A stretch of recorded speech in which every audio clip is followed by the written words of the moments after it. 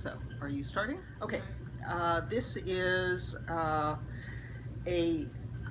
fairy wing like you might want to make for maybe Cobweb and Midsummer Night's Dream, where you want it to have a sort of mesh open thing.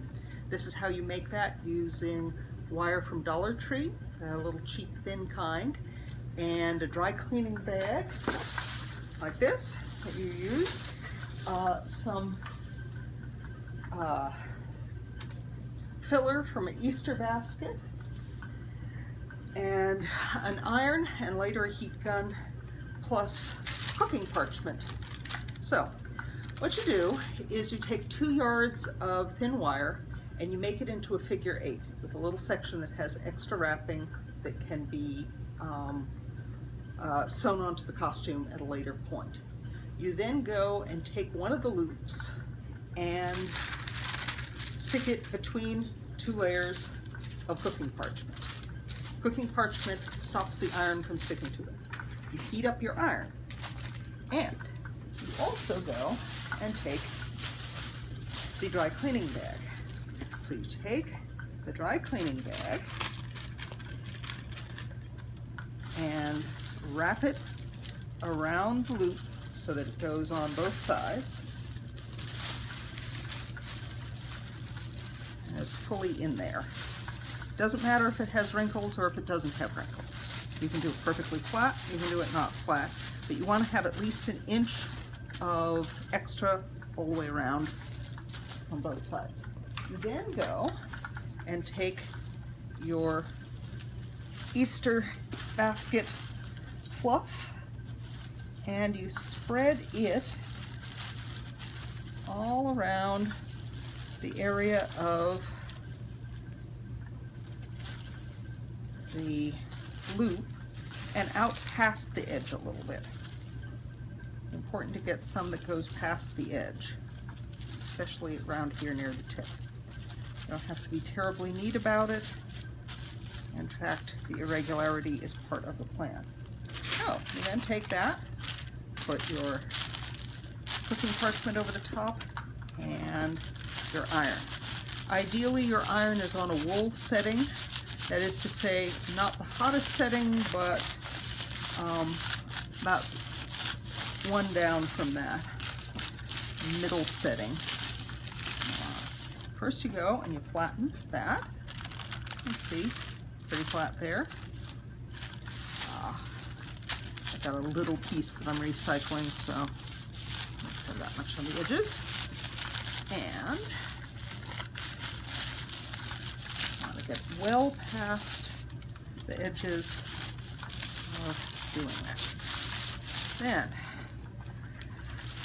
you let it get cool enough that it can come off of this without trouble. That's how long it takes to cool, because it's really thin. And then you see you get a space that's like that. So the next thing you do is you take a pair of scissors and you cut away everything about 1 inch, 1.25 inches past the edge of the wire.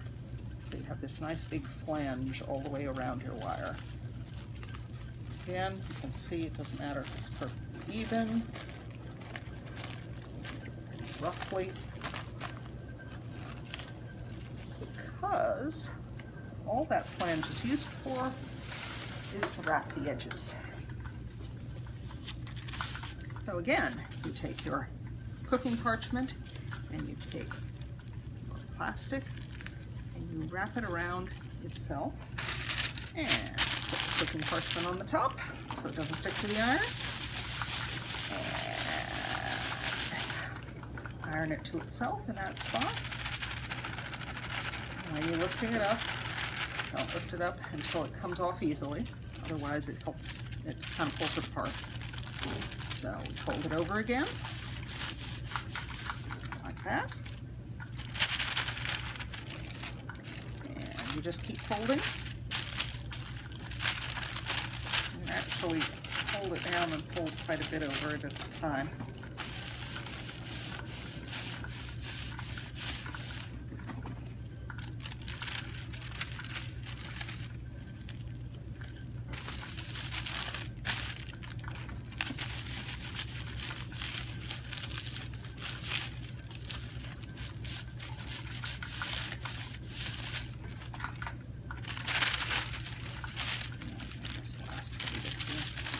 that part's a little thin on having the fluff, so I'm going to tuck some of that extra in here. See if I can get more of it to connect. The reason you use the dry cleaning bag is extremely juicy plastic, and it helps to stick other forms of plastic together. It's kind of like, I don't know, not exactly an emulsifier, but an extra stickiness that helps it all go together. So then you end up with this thing like this, which looks kind of cool. Looks as though I didn't get quite enough of the little fibers in there at the edge of this part. So I'm going to go grab some from before and see if I can put a little bit more around that edge. And to make that stick in, I will rip a scrap of dry cleaning bag off of the main dry cleaning bag and use that as a way of wrapping it back in. So if it doesn't come out perfect the first time, it's still, this can be just fine as long as it rewraps to itself. The reason you need the dry cleaning bag is the stuff that is the Easter basket fiber is really cool looking, but it's not a very sticky plastic, so it doesn't automatically stick to other stuff that well. And dry cleaning bag helps it all to stick together and hold its shape. So now we've got one that has that. Here's a little piece that's gone off the edge. Squish that in, and the dry cleaning bag will help to hold it in place. And a few extra bits here and there. Fold it over like that. And you can use the cooking parchment to go around the edge to hold it in place as you're doing it. Some of that's a little too loose. I'll just trim some of that off. Okay. Yeah, that is it until we get to the heat gun. Okay. So now we're going to go and poke holes in the wing using a heat gun. This is a standard, the cheapest heat gun you can get at Harbor Freight Tools. And I put it on. You will probably have it. Hold on, turn it back on. So what we want to do is we want to poke holes in this wing, like this one has. You use a cheap old heat gun to do that. I get ones from Harbor Freight Tools because if they get plastic on the tip, it doesn't matter, as I only spent $8 on them. And plastic on the tip is not really a problem if what you're doing is always melted plastic. So I'm going to go and hit it with the heat gun. You can do it at either high or low. It's usually easier to get it accurate with low, but it's kind of time consuming, and this video is going to bore you if it gets too time consuming. So here goes. Now, have you look straight at this little thing.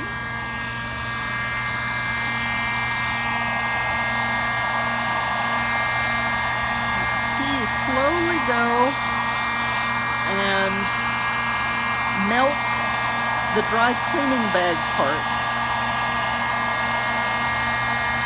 which have a slightly lower melting temperature than the other stuff.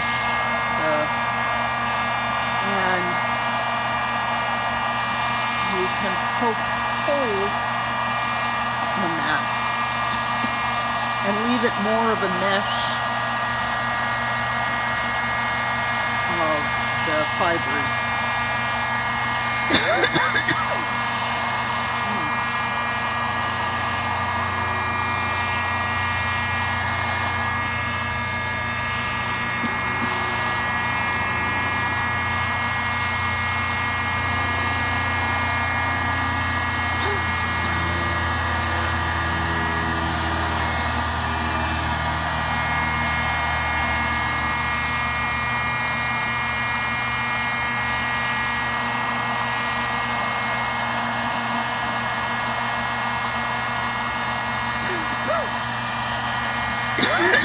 You want to leave the outer edge a little more intact to hold it together.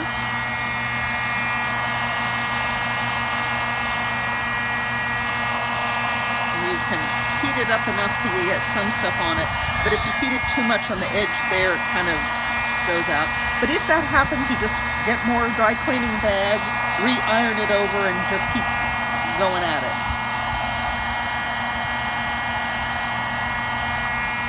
Same thing happens if it breaks in a performance. You just add some more dry cleaning bag and stuff, and you get it to go there. Oh, that's how we get a set of those wings. All very quick and using a lot of cheap materials. Very nice, sort of iridescent cobwebby. If you ever want to go and make one that's even crunchier and bigger and weirder, you use thicker layers of it, more layers of it, and then you go at it completely with the heat gun on high, and you punch holes in it by like actually touching this to that. However, I'm trying to make a light little one that would be good for some little kid who got the job of playing cobweb at summer night school. Okay.